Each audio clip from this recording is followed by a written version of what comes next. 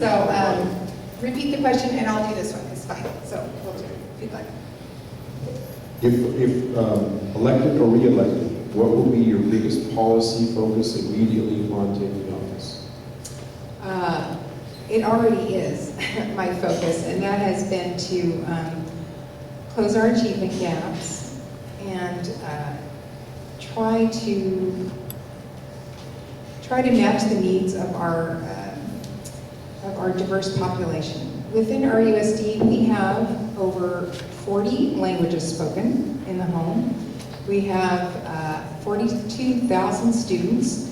We've got 2/3 of them on free and reduced lunch. So the question remains, how do we make sure every single one of those kids with their different needs feels like they have a chance to succeed and they have the information they need to succeed? So this has been a focus of mine all along, and it still is. So I just would continue to work on that, among other things. There's many different competing policies, but that's just a big one for me personally.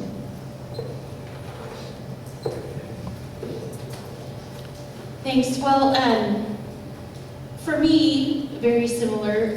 I see disparity and differences in students and expectations and opportunities where my kids go to school. And we love where we go to school and we've learned a lot, but sometimes it's heartbreaking to see the differences in opportunities from one set of students to the next. So we have the same bar, we have the same standard for students, but we don't always have the same expectations. And I want to have the same expectations for students. My son plays on the North football team, and he's always asked the question, what college are you going to?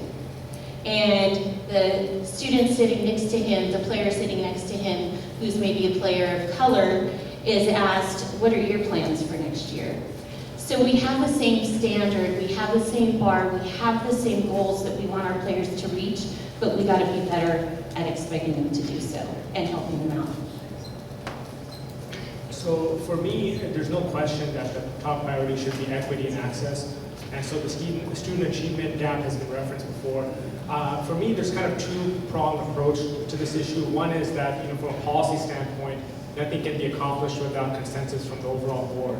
And so I'll be advocating for more engagement in the fact that whether it's the STEM Academy or others, it needs to reflect the diversity of our community. And so nothing is being deliberately or institutionally done to suppress diversity and representation of these things, but the reality is unless there's more outreach in ways that are conventionally accessible to people of different cultures, in ways that they want to be received and engaged, I don't think that those numbers are going to change. And so irrespective of what the board can do, I personally am making it a priority to be out there in those neighborhoods directly and accessible so that I can help provide that awareness to those parents.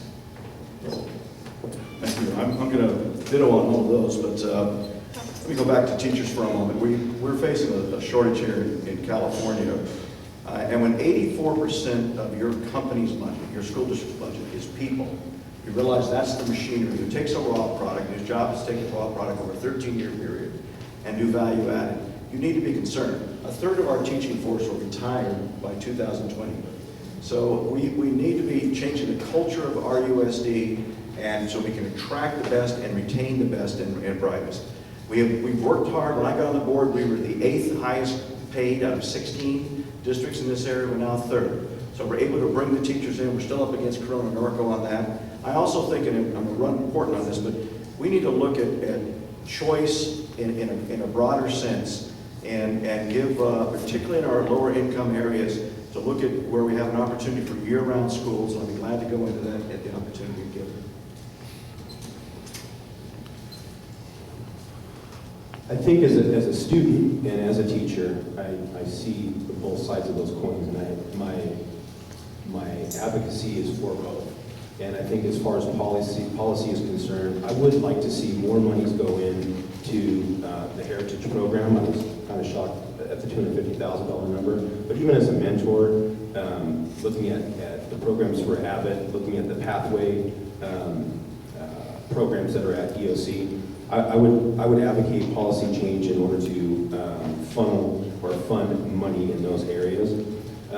I also think that there is a voice issue in even doing that and allowing teachers to have a voice to be able to say, this is working, or we want to do this, and to really hear that. And I don't honestly see that 100% right now.